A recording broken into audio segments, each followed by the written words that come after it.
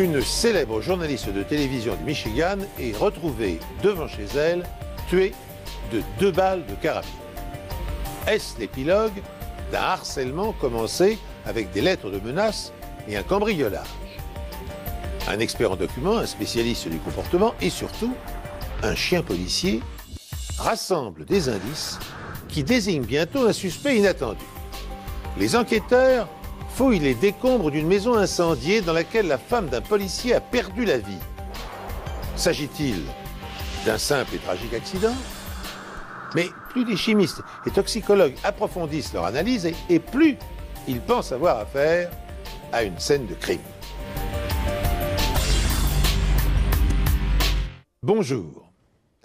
Face à la duplicité et au machiavélisme de certains meurtriers, nombre de crimes resteraient impunis sans l'intervention des experts de la police scientifique. Un lambeau de chair, une trace de pneu, un gaz invisible ou un éclat de peinture peuvent se transformer en pièces à conviction et faire en sorte que justice soit rendue. Mais commençons notre histoire. Nous sommes à Battle Creek, dans le Michigan, et Diane Newton King, une indienne Mohawk, présente, comme chaque soir, le journal télévisé. Nous devons faire tout notre possible pour soutenir nos compatriotes engagés dans le conflit au Moyen-Orient. Elle est journaliste pour une chaîne de télévision régionale, possède une jolie maison, est mariée et mère de 2 enfants ravissants.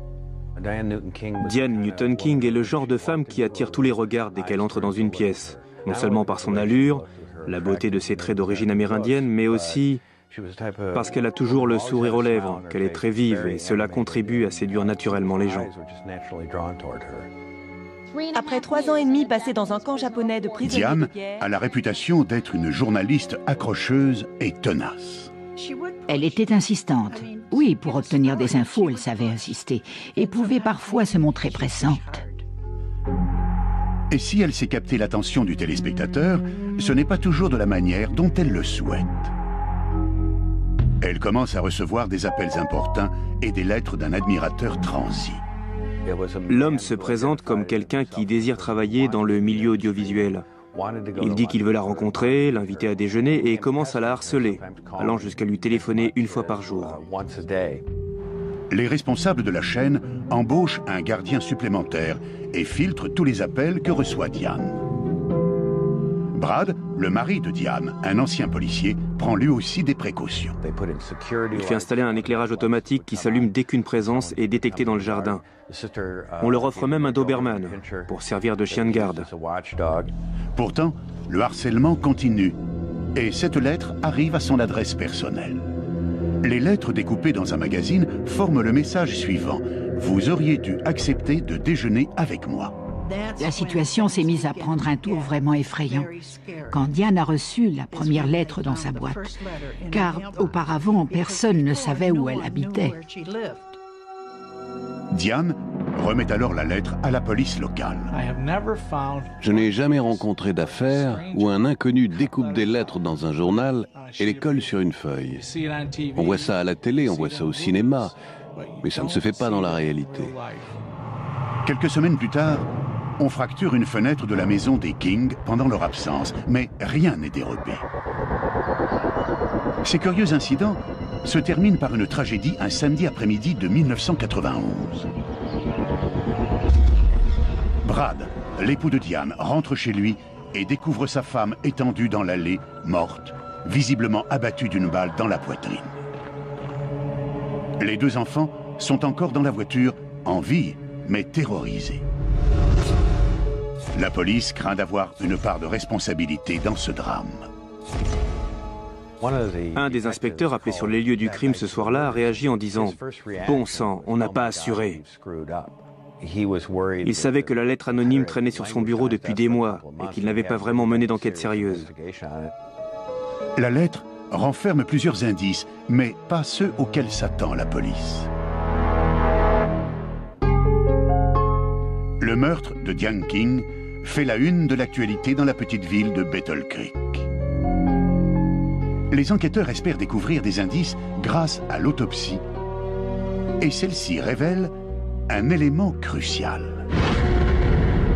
Diane a été abattue non pas d'un seul, mais de 2 coups de carabine de calibre 22. La balle tirée dans la poitrine a suivi un angle légèrement oblique. C'est-à-dire qu'en traversant le corps, elle a suivi une trajectoire du haut vers le bas.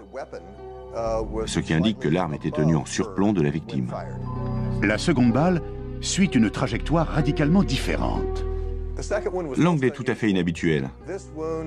La balle est entrée juste au-dessus de l'os pubien et a traversé le corps avec un angle très faible. C'est-à-dire qu'elle a perforé une partie des intestins, le poumon gauche, et je l'ai retrouvée près de l'os de la clavicule. Apparemment, l'assassin tire une première fois d'un point surélevé, puis descend au niveau de la victime, se rapproche et tire une seconde fois. Il ou elle a dû soit s'agenouiller, soit s'allonger par terre, et tenir l'arme parallèle ou quasiment parallèle au sol. Les enquêteurs ratissent en tous sens la scène de crime et les alentours, cherchant où l'assassin a bien pu s'embusquer. En se référant à des angles de tir logiques, leur pas se dirige vers la grange bâtie près de la maison. Leur intuition est bonne. En examinant le sol, ils découvrent une douille de carabine de 22. Faisait-elle partie du projectile qui a atteint la journaliste? J'avais un peu la chair de poule en pensant qu'on était peut-être à quelques mètres de la personne qui avait commis ce crime. On était probablement à l'endroit même où il s'était tenu 1 heure avant. Le personnel de la police participe à la reconstitution de la scène. Et les enquêteurs utilisent un laser pour vérifier leur hypothèse quant à la cachette du tireur. Nous connaissions la trajectoire de la balle grâce aux résultats de l'autopsie. Et nous avons voulu vérifier que celle-ci correspondait à un coup de feu tiré du grenier de la grange. En dirigeant le rayon laser sur l'endroit où s'était tenue la victime, on est parvenu à la conclusion que l'angle de tir était cohérent. Puis, l'officier de police, Gary Liesel, et son chien de pistage, Travis, essaient de repérer la trace du meurtrier. Quelle que soit l'arme, la douille est éjectée du côté droit après le coup. Je me suis donc placé du côté gauche de la douille et Travis a montré qu'il avait une piste. Et à partir de là, il a suffi de le suivre. Les chiens peuvent repérer quelqu'un à l'odeur, unique à chaque individu, et qui se compose de cellules mortes laissées par la peau, ainsi que de transpiration. L'adrénaline circule, le cœur s'emballe, on transpire, l'excitation monte. C'est une odeur totalement différente de celle d'une personne qui, disons, est désorientée ou qui a perdu son chemin. Travis flaire l'odeur du meurtrier qui se cachait dans la grange, la suit jusqu'à une petite passerelle qui enjambe un ruisseau, puis tourne brusquement à gauche. Travis a suivi sa piste jusqu'ici et à cet endroit-là, il était très agité. C'est ici qu'il découvre la crosse d'une carabine Remington, une Scoremaster modèle 511, enfoncée profondément dans la vase. Un peu plus loin, au fond de l'eau, se trouve cette douille de calibre 22. On était tous satisfaits de cette découverte. On savait qu'on tenait probablement l'arme du crime, parce qu'il n'y avait pas de raison que quelqu'un aille planquer une arme dans le lit d'un ruisseau à ce moment-là. Au laboratoire scientifique, les experts en balistique font des tests de tir avec la carabine et obtiennent son empreinte. Une encoche unique à chaque arme, gravée par le percuteur sur le culot des cartouches. La douille de carabine retrouvée dans le grenier à foin, ainsi que les 7 douilles ramassées dans le ruisseau, furent identifiées comme provenant toutes de l'arme à feu en question. Cependant, il est impossible de faire correspondre les balles à la carabine. Cela tenait essentiellement au mauvais état des balles. Elles avaient été endommagées par l'impact avec la cible, dans ce cas un corps humain. Et cela rendait difficile toute identification formelle. Sur les lieux du crime, le chien Travis, pour sa part, n'a pas encore terminé son enquête. Après avoir découvert l'arme et les douilles, il saute par-dessus le ruisseau et s'élance de nouveau sur la piste du meurtrier. Les chiens ont un flair absolument stupéfiant. On se dit, mais comment font-ils? Comment parviennent-ils à découvrir autant de choses? Travis suit la piste à travers les bois, regagne la rue, puis, étonnamment, retourne sur les lieux du crime. Si Travis est dans le vrai, l'assassin fait partie du groupe de badauds qui observait la police procéder aux constatations. Peu après les obsèques de Diane, sa mère révèle à la police une information capitale pour l'enquête. Information que Brad King avait omis de mentionner. À l'origine, Diane avait l'intention de confier ses 2 enfants à sa mère et de rentrer chez elle retrouver Brad pour qu'ils passent ce week-end-là tous les deux en tête-à-tête. Mais le 9 février, il semble qu'un des enfants était un peu souffrant et Diane a décidé d'aller rechercher les petits et a fait 2 heures de route pour l'aller-retour à Marshall. La victime se gare et descend de sa voiture. Nous n'avons aucun indice qui suggère qu'elle ait eu peur de quelque chose. Elle n'a fait aucune espèce de mouvement défensif.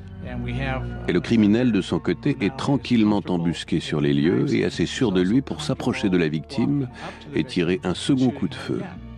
Le trajet effectué par Travis, le chien policier, a de quoi surprendre son maître. Pourquoi, après s'être dirigé à travers bois, a-t-il brusquement fait demi-tour pour revenir vers la maison? L'assassin serait-il un familier de la victime? Vivrait-il à proximité de la scène de crime? Serait-il le mari de Diane? Bien que cette hypothèse donne le vertige, les enquêteurs s'interrogent. D'autant que Brad King, qui enseigne à temps partiel la criminologie à l'université, ne possède aucun alibi solide. Il se contente de déclarer qu'au moment de l'agression, il se promenait dans les bois, derrière chez lui. Il indique même aux enquêteurs le chemin qu'il a parcouru. Et étrange coïncidence, ce chemin correspond à la trace qu'a suivi le chien en recherchant le meurtrier. Cela signifiait que Brad aurait forcément dû croiser la personne qui s'enfuyait, puisqu'il avait emprunté le même chemin, et qu'il aurait vu la personne qui avait commis le crime s'éloigner de la grange.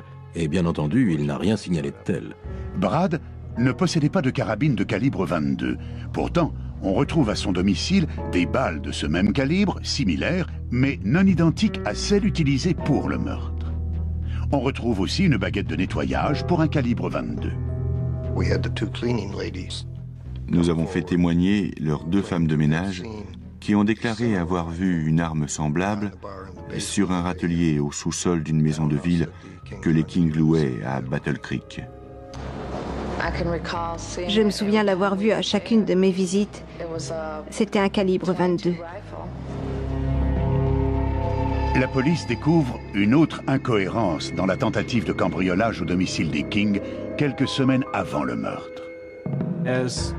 Tous les gens qui regardent des films à la télé savent que si l'on fracture une vitre de l'extérieur, le bris de verre tombe à l'intérieur.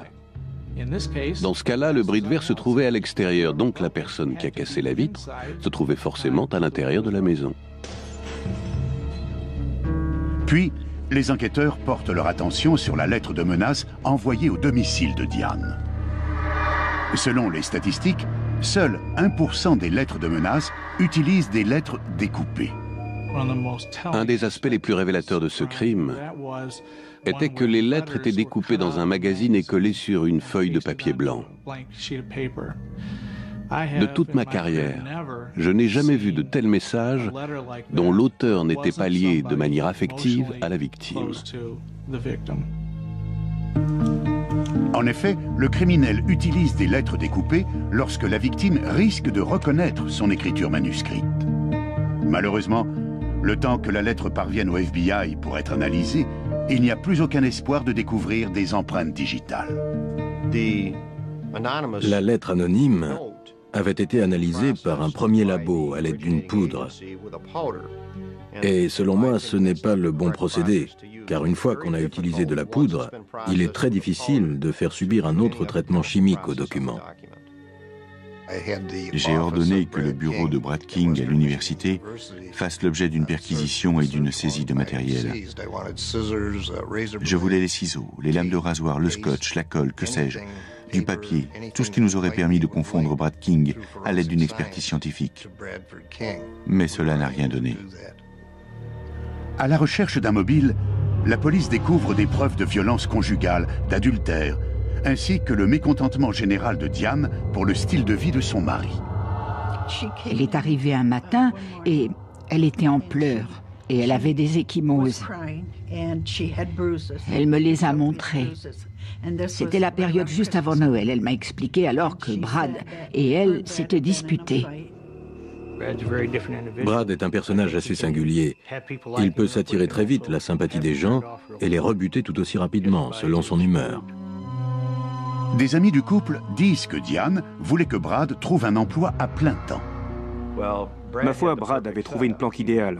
Il travaillait à temps partiel comme assistant à l'université. À mon avis, elle a insisté sur cette question d'emploi, à un point tel qu'il a eu peur de ne plus pouvoir mener cette existence à l'avenir. C'est sa femme qui se chargeait de l'éducation des enfants et qui rapportait l'argent. Et je pense qu'elle lui en voulait parce qu'il n'assumait pas sa part. On raconte qu'elle lui donnait des ordres, qu'elle lui criait dessus.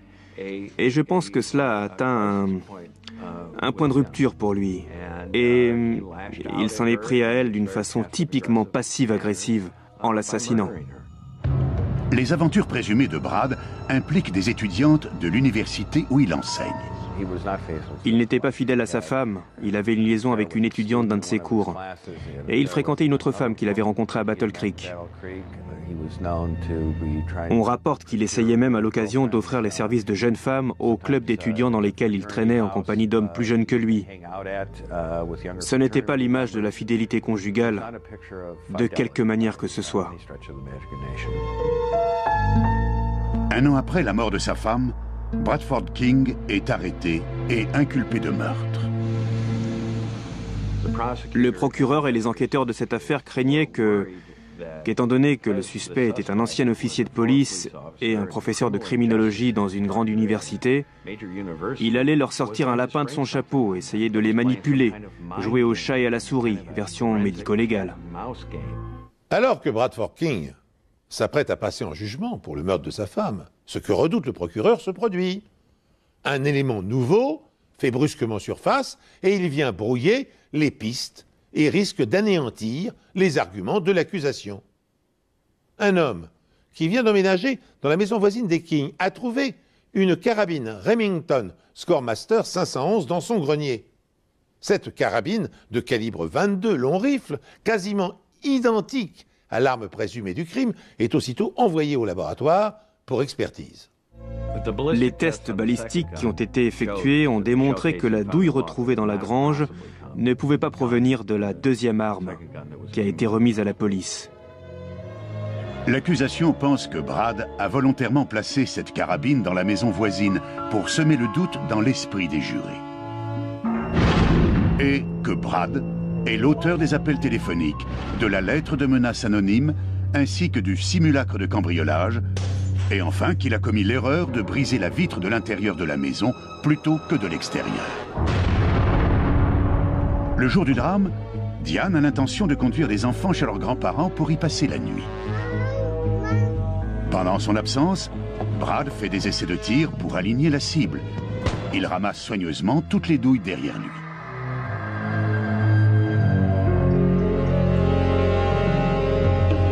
Plus tard, quand Diane rentre à la maison, Brad est à l'affût dans le grenier.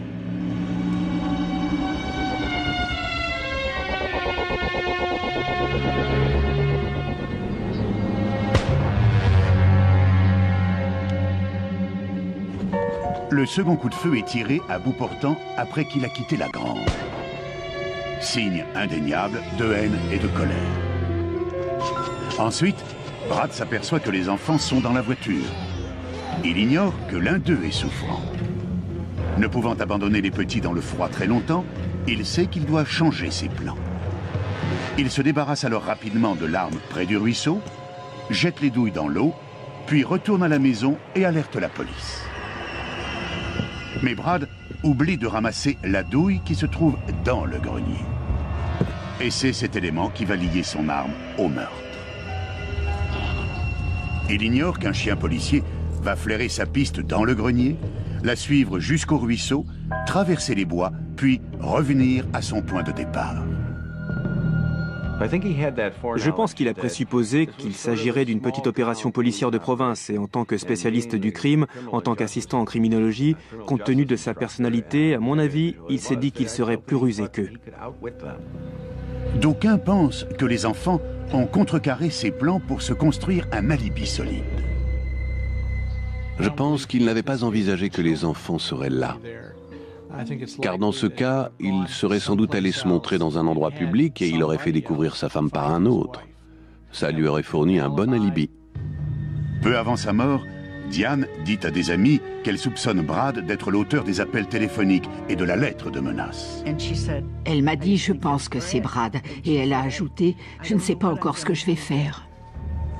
La défense ne présente que 7 témoins et déclare que l'accusation n'est fondée que sur des présomptions. Personne ne peut affirmer à la barre, Brad King avait une arme ce jour-là. Brad King a brandi une arme ce jour-là. Il a appuyé sur la détente ce jour-là. Personne.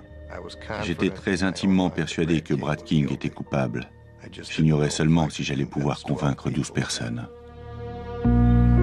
Les jurés estiment que les preuves médico-légales sont aussi convaincantes, si ce n'est plus qu'un témoin oculaire. Après délibération, le jury déclare Bradford King coupable de meurtre avec préméditation. Brad King est condamné à la réclusion à perpétuité, sans possibilité de libération conditionnelle. Quand j'examine des indices, que ce soit grâce à des éléments balistiques ou autres, et que je parviens à une identification formelle qui permet d'élucider une affaire, j'éprouve la satisfaction d'être utile. Toutes les analyses médico-légales concordaient et tendaient à désigner Brad King comme étant le meurtrier de sa femme. On peut avoir des présomptions, soupçonner quelqu'un d'être l'auteur d'un crime, mais sans les analyses scientifiques pour relier les éléments, il n'y a pas de charge. On ne mesure pas tout ce qu'un chien peut réaliser grâce à son flair. Tous les jours, je les vois accomplir des prodiges. Je les regarde et je me dis, mais comment font-ils ? L'histoire tragique de Diane Newton King a passionné le public américain et a donné d'ailleurs matière à un livre intitulé « L'œil du spectateur ».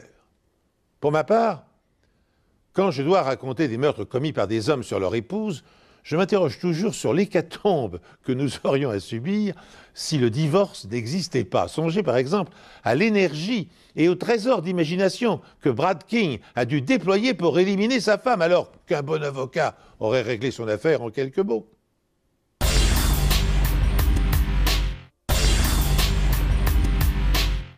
Notre seconde histoire nous transporte à Green Bay, dans l'État du Wisconsin. Par un matin froid de février, Lola, 14, se rend en voiture chez sa fille. Quand elle s'approche de la maison, elle découvre bientôt qu'un incendie l'a ravagée. Plus effrayant encore, elle doit couper des ficelles qui nouent les portes de l'intérieur pour empêcher une intrusion. Tout était complètement noir, entièrement recouvert de suie. Comme je ne trouvais pas Sandy, j'ai couru dans toute la maison en l'appelant.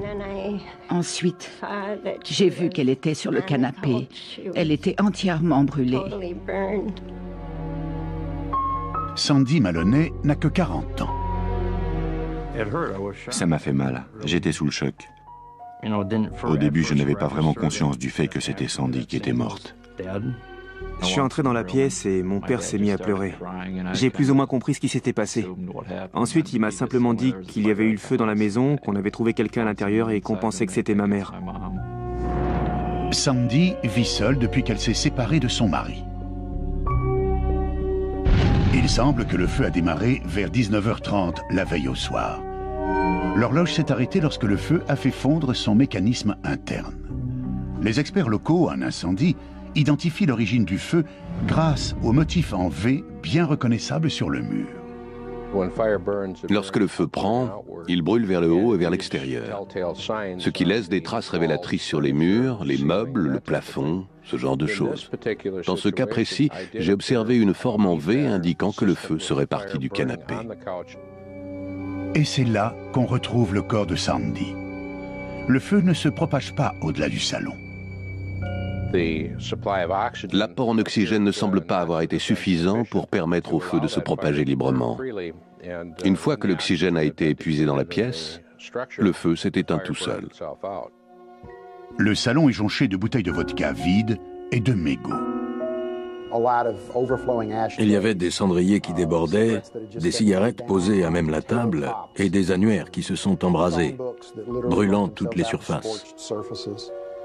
Les enquêteurs connaissent Sandy Maloney puisque son ancien mari est officier de police. Sandy était l'amour de ma vie. C'était mon âme sœur. Quand on rencontre quelqu'un comme ça, on se dit qu'on veut passer le reste de ses jours avec cette personne. Au début des années 90, Sandy se fait mal au dos et devient dépendante des analgésiques. Elle se met également à boire beaucoup. À 2 reprises, elle suit une cure de désintoxication à l'hôpital, mais en vain. Ça l'a complètement détruite. Elle n'était plus l'épouse gaie et la mère formidable d'avant. Quand les enfants rentraient de l'école, Sandy était déjà complètement ivre. Elle était ivre au point de tituber et d'être incapable de parler normalement. Je savais que ça n'allait pas. J'entendais parler d'huissier. Quand on a une accoutumance, ça peut faire perdre de l'argent. Mes parents n'avaient pas de quoi payer leurs factures et la plupart des disputes entre mon père et ma mère tournaient autour de ça. Alors je n'étais pas totalement inconscient de ce qui se passait. Cela n'a rien d'étonnant si, lors de la séparation des Maloney, John obtient la garde de leurs 3 enfants. Sandy poursuit sa descente aux enfers. Ils se disputaient. John jurait et il était tout le temps en colère. La situation empirait. On aurait dit que la maison était sur le point d'exploser. Elle passait la plupart de son temps à la maison. Elle décrochait le téléphone et se coupait de tout contact avec ceux qu'elle fréquentait avant. Selon les indications préliminaires, l'incendie démarre à cause d'une cigarette laissée négligemment allumée par Sandy. Mais l'autopsie de Sandy ne confirme pas cette version. Pour découvrir avec certitude la cause du décès de Sandy Maloney, son corps est confié à un expert médico-légal pour être autopsié. Quand on s'occupe d'un décès par le feu, on recherche des blessures qui ne concordent pas avec le feu. Depuis son accident du dos, Sandy Maloney consomme trop d'alcool et de médicaments. Personne ne l'ignore. C'est pourquoi des prélèvements sanguins sont envoyés dans un laboratoire de toxicologie. Utilisant la chromatographie en phase gazeuse, les scientifiques parviennent à identifier les éléments présents dans son organisme. Ils constatent que le taux d'alcool dans le sang est de 2,50 g, soit plus du double de la limite légale dans l'État du Wisconsin. Les experts médico-légaux, pour la plupart, ne considèrent pas le taux d'alcoolémie comme pouvant être mortel, tant qu'il est inférieur à 4 grammes. Surtout lorsqu'on a affaire à un alcoolique chronique. Sandy est découverte le visage contre le canapé. Ce n'est pas une situation habituelle pour quelqu'un qui est simplement ivre. En général, les gens ont tendance à s'écrouler et même s'ils sont ivres, le cerveau inférieur fonctionne, ce qui les pousse à tourner leur visage sur le côté afin d'avoir de l'air. Elle avait le visage contre le coussin. Il y a un autre élément suspect. Le taux de monoxyde de carbone dans son sang n'est que de 8%. Quand une personne meurt à cause d'un feu, son taux de monoxyde de carbone monte généralement jusqu'à 70%, voire plus. Le taux de monoxyde de carbone trouvé chez Sandra Maloney au moment du décès indique donc qu'elle est morte avant le début de l'incendie. Et le médecin découvre d'autres éléments qui confirment cette version. On s'attendrait à ce que toute la trachée soit couverte d'une couche noire de suie, depuis la partie supérieure de la gorge jusqu'à la partie inférieure et aux 2 poumons. Sandy n'avait qu'une faible quantité de suie dans les voies respiratoires, nettement moins que d'ordinaire. Il y a également des contusions dans les muscles du cou de Sandy, ainsi que sur son dos. Cela pourrait tout à fait indiquer qu'il y avait quelqu'un qui utilisait ses genoux ou ses bras pour la maintenir face contre le coussin du canapé et l'étrangler. On trouve également une entaille verticale et non horizontale sur la nuque de Sandy. Il y avait un cendrier cassé dans la pièce. Que ce soit ou non l'instrument qui a été utilisé, ce cendrier est bien le genre d'objet lourd et tranchant dont on aurait pu se servir pour causer ce type de blessure. Sandy est retrouvée sur le canapé sans chemisier. Dans le panier à linge sale du sous-sol, les enquêteurs découvrent une chemise en velours côtelé couverte de sang. Apparemment, quelqu'un a essayé de la cacher sous d'autres vêtements, mais le sang trouvé sur la chemise en velours concordait avec la blessure à la tête et la position de la victime. Ça a éveillé les soupçons. Vu l'ensemble des preuves qu'on avait dans cette affaire, il était évident qu'il s'agissait bel et bien d'un homicide. Cette mort a été causée par une autre personne. Sur les lieux de l'incendie, les enquêteurs trouvent plusieurs objets suspects. Une pochette d'allumettes brûlée sous une casquette de baseball, des mouchoirs en papier tordus et fourrés dans les coussins du canapé. Pour les enquêteurs médico-légaux, il ne fait aucun doute que ces indices confirment une intention criminelle. Pour moi, les indices trouvés sur le canapé et devant celui-ci prouvent que celui qui a commis ce crime avait au moins des connaissances de base en matière de feu, la façon dont il prend et les méthodes à utiliser pour qu'il se propage d'un endroit à un autre. Maintenant, quand on sait qu'il s'agit d'homicide et d'incendie volontaire, John, l'ancien mari de Sandy, devient le suspect numéro 1, mais il a un alibi. Il est chez lui avec sa petite amie le soir de l'incendie. Mes enfants ont passé toute la soirée avec moi et Tracy et Elon Brand étaient là.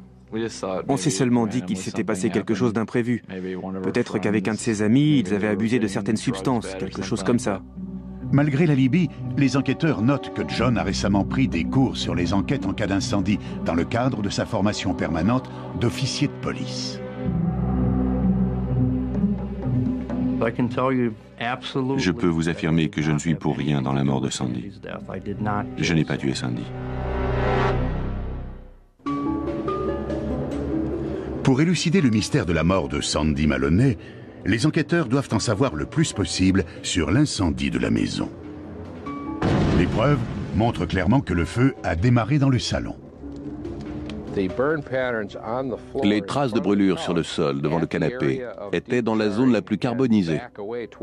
Et il y en avait aussi au centre de la pièce. Cette disposition évoquait clairement la présence d'un liquide accélérant versé par terre. C'était une forme très irrégulière et allongée. Des débris sont ramassés dans une boîte étanche dans la zone où se trouve le canapé et envoyés pour être analysés dans un laboratoire spécialisé de Wisconsin. Au laboratoire, des scientifiques placent un morceau de charbon radioactif dans la boîte pour identifier les gaz présents dans les débris. Par la suite, ce charbon est lavé dans une solution stérile et analysé. Un chromatographe à gaz est un appareil qui peut rechercher les composantes de l'essence, du kérosène, entre autres. On obtient une sorte de tracé. Ça ressemble un peu à un électrocardiogramme avec des lignes qui montent et qui descendent. Mais pour les experts médico-légaux, les pics correspondent à des choses différentes, à des composants chimiques particuliers. Le chromatographe ne décèle aucun produit accélérant dans les débris. Mais la bouteille de vodka vide sur les lieux du crime suggère une explication possible. Ce ne serait pas la première fois que de la vodka sert d'accélérateur et que les résultats du laboratoire sont négatifs. Soit parce que la vodka a brûlé lors de l'incendie, soit parce qu'elle s'est évaporée après le feu. Il y a un élément qui porte à croire que Sandy connaissait la personne qui est à l'origine du feu. Il n'y a aucune trace d'entrée par effraction et toutes les portes étaient fermées à clé. Une des clés de la porte a été trouvée sur le porte-clés de Sandra Maloney, posé sur le placard de la cuisine. Une autre clé avait été donnée à John Maloney des années auparavant lors de l'installation de la porte. Il ne l'avait jamais rendue. Il n'y avait que 2 clés pour cette porte. John Maloney s'est donc immédiatement retrouvé en première ligne comme suspect. L'ancien mari de Sandy nie ce fait. Sa mère et moi n'étions pas les seuls à avoir la clé de la maison. Il y avait une clé à laquelle les enfants avaient accès. Certains de ses amis avaient des doubles. Quand j'ai quitté la maison, les serrures ont été changées. Je n'avais donc pas les clés. À un moment donné, j'ai eu la clé d'une double porte à l'extérieur. Mais c'était la seule serrure dont j'avais la clé. En épluchant les comptes de John Maloney, les enquêteurs découvrent que le mobile qui aurait pu le pousser à tuer sa femme pourrait se résumer à une sordide question d'argent.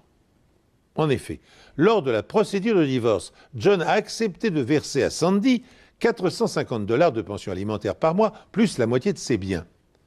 Cette contrainte financière est-elle néanmoins suffisante pour faire de lui un assassin? Dans le doute, les policiers s'intéressent alors à Tracy Ellenbrand, la maîtresse de John.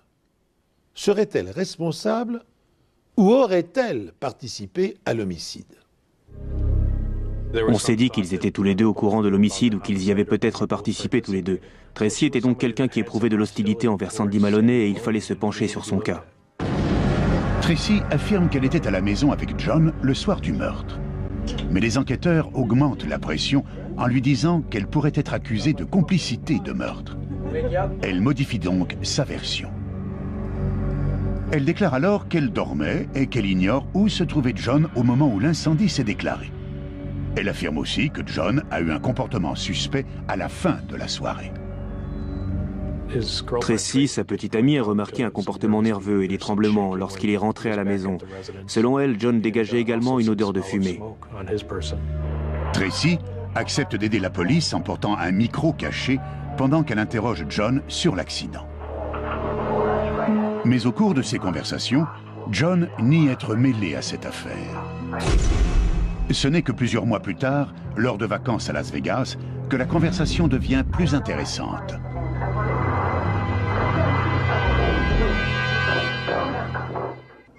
L'accusation est persuadée que John Maloney est furieux contre sa femme, Sandy, à cause de sa dépendance aux médicaments et à l'alcool. Cette dépendance rendant leur divorce difficile à concrétiser. Il va donc lui parler pour s'assurer qu'elle sera bien au tribunal le lendemain pour l'audience du divorce. Les preuves suggèrent qu'ils se sont disputés. Sandy est grièvement blessée à la tête, soit volontairement, soit accidentellement. À un moment donné, il l'étrangle et la tue. John retire la chemise tachée de sang de Sandy et la cache dans le panier à linge. Pour camoufler ses traces, John décide de mettre le feu à la maison et de maquiller ce geste en incendie accidentel. Il insère des mouchoirs en papier dans les coussins du canapé pour s'assurer que le feu prenne et se sert peut-être de vodka comme accélérateur.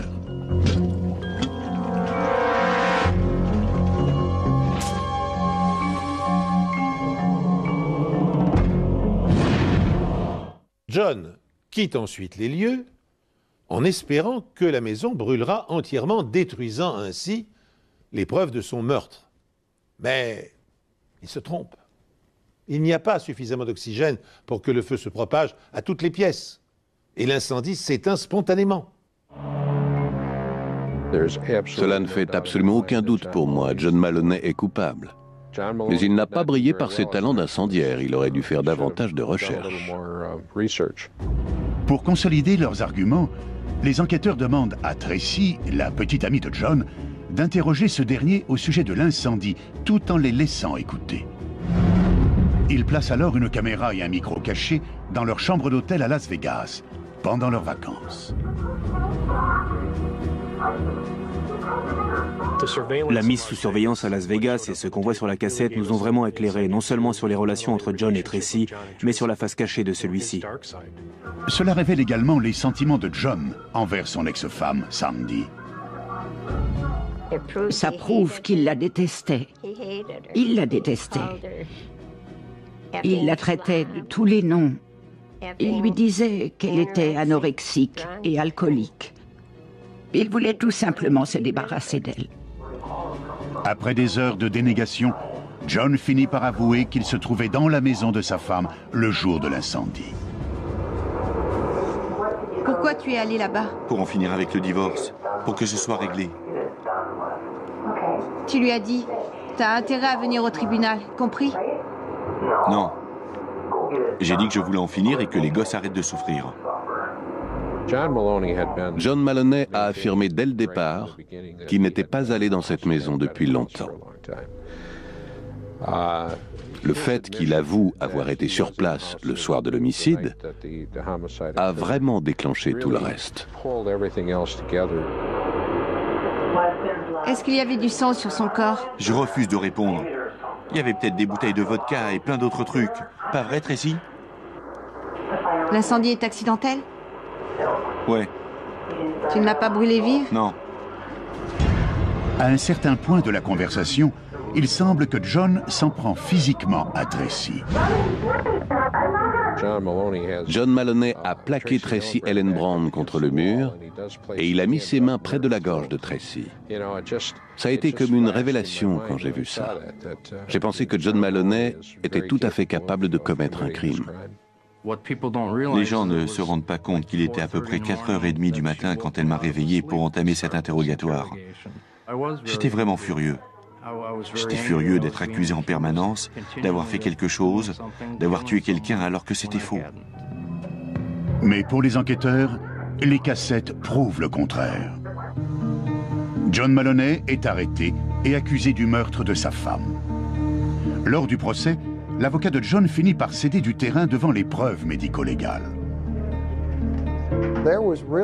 Aucun effort n'a été fait, aucun effort concret pendant le procès de John pour contrecarrer la version de l'accusation selon laquelle il s'agissait bien d'un incendie criminel.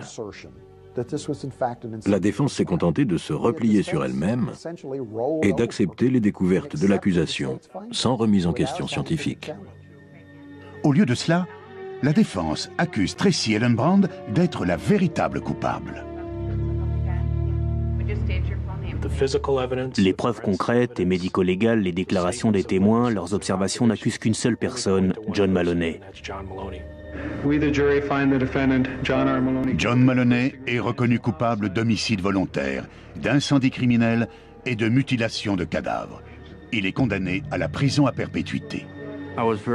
J'ai été complètement bouleversé par le dénouement de mon procès. Je trouvais qu'il y avait une forte dose de doute. John Maloney persiste à clamer son innocence.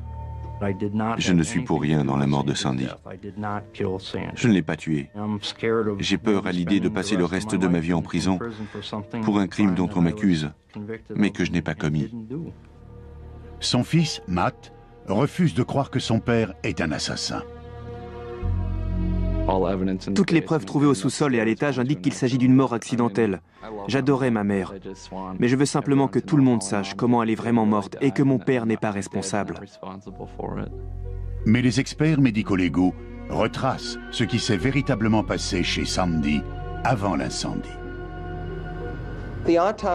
L'autopsie représente la voix de la personne décédée, le témoin silencieux du crime. Si cet examen n'avait pas révélé ce qu'il a révélé sur la mort de Sandy, on aurait pu conclure à une mort accidentelle.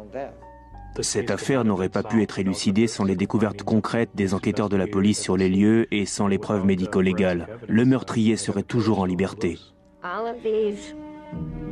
Toutes ces preuves médico-légales sont vraiment importantes.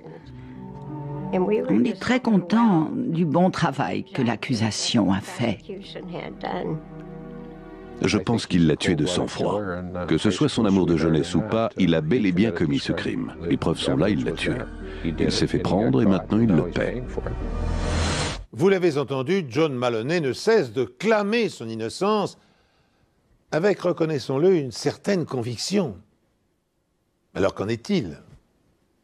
A-t-il effectivement tué sa femme pour ne plus lui verser de pension alimentaire et ne pas partager ses biens avec elle? Ou bien est-il victime d'une enquête bâclée? Oh, il ne nous appartient pas de trancher entre ces deux hypothèses. Sachez néanmoins qu'un certain nombre d'éléments jettent un sérieux doute sur l'équité du verdict. Premier élément.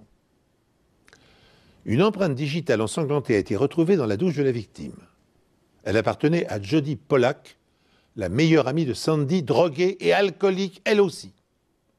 Cet indice démontre que Jody se trouvait dans la maison après que Sandy ait été blessée à la tête et avant le départ du feu. 2 empreintes de pieds nus ont également été révélées dans la salle de bain grâce à l'emploi du luminol. Aucune de ces empreintes n'a été prise en compte par les enquêteurs. Deuxième élément. Tracy, la maîtresse de John, était absente de son domicile au moment.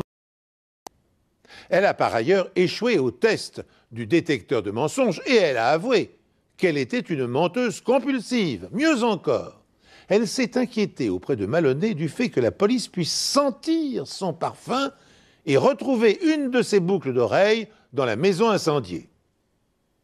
Troisième élément. Le procureur, oui, le procureur, a volontairement caché des indices aux responsables de l'enquête qui penchaient pour la thèse de la mort accidentelle, notamment une lettre de suicide laissée par la victime. Ce procureur est aujourd'hui en prison pour subornation de témoins dans une autre affaire. Enfin, quatrième élément, l'état mental de Sandy Maloney s'était considérablement dégradé ces derniers jours. Elle avait fait une tentative de suicide quelques jours avant, et on retrouve une lettre d'adieu dans sa poubelle. Compte tenu de sa consommation massive d'alcool et de médicaments, il ne serait pas étonnant que les marques sur sa nuque et son dos proviennent d'une chute et non d'une agression. Il ne serait pas étonnant non plus qu'elle ait involontairement provoqué l'incendie, puisqu'elle avait l'habitude d'écraser ses cigarettes un peu partout dans la maison, y compris sur les meubles.